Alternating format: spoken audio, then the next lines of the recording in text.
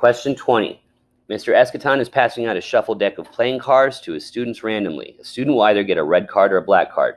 Which simulation best models the outcome of the cards Mr. Escaton is passing out, and why? Well, let's look at A.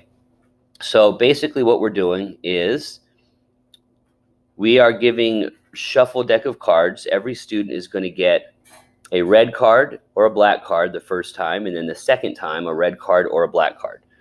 Well, the first thing is rolling a six-sided die 2 times and recording the result. Well, that doesn't really count because the six-sided die only has 6 different sides. Whether it's a shuffle deck of playing cards, there's much more. So a six-sided die, you can get either a 1, 2, 3, 4, 5, or 6. But in this situation, you're either going to get a red or black card. So there's only 2 different things that you can get. B, flipping a quarter once and recording either heads or tails. Now this looks like it's going to be more similar because if we flip a quarter, we get either heads or tails. If we pass out a deck of cards, we pass out, you either get a red card or a black card.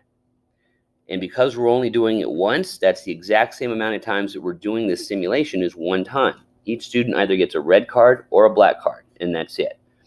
Flipping a quarter once, you either get heads or tails, and that's it. Why it's not C?